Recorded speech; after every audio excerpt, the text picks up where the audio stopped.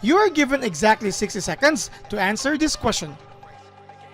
If you're done with your answers, you can skip the timer and proceed to the discussion portion to verify whether your answers are correct or not. If you may, you can share your answers as a comment in the comment section below. If you need more time, you can pause this video in any moment you want. Your 60 seconds starts now.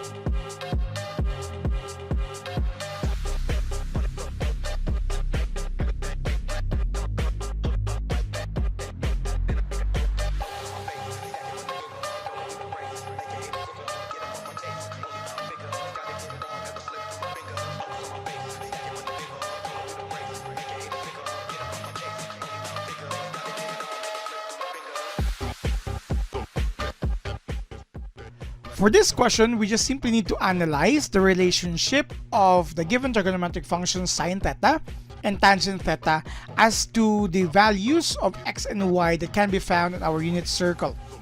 Speaking of unit circle, let's consider this, as we are going to pick any points on this unit circle. As we all know, it has the same distance as to the center being 1.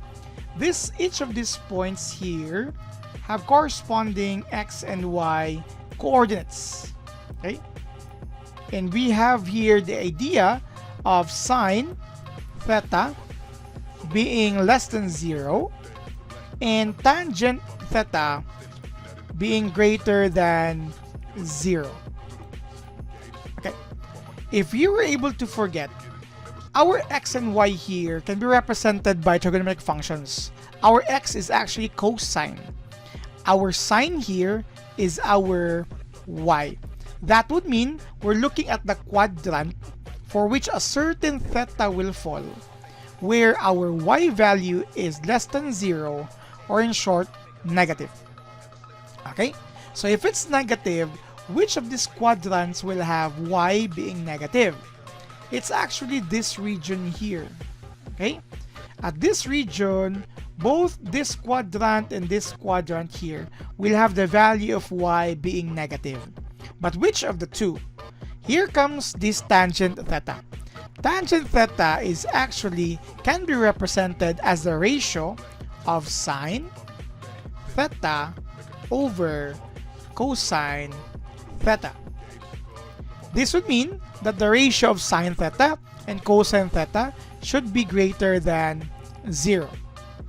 Since we are now sure that y, of course, sine is y and cosine is x, as mentioned earlier, be greater than 0.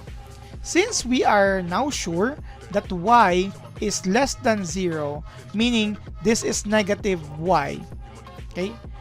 If this entire expression of tangent is greater than 0, that would mean the value of the ratio of y over x is positive. But what would happen here if it's already given that our sine is negative here? What should be the value of x to make this still positive? Because if you're going to have positive x, this will never be greater than 0. That would mean the second condition will not be met. This is only true if your x is also negative. Because negative divided by negative is positive greater than 0. That would mean, aside from our sine being negative or y being negative, x should be negative. In short, cosine should be, or cosine theta should be less than 0. So that the ratio of negative and negative will become positive here. So which region here is cosine or x be less than 0? this is the region. Therefore, we're picking this quadrant. Theta can be located using this condition at quadrant 3. So we only have one specific here, sine. You just simply analyze tangent, being tangent sine over cosine, and sine is already negative. What makes this positive is that cosine should also be negative, such that negative divided by negative is a positive value. That is located on the third quadrant. Thank you for watching.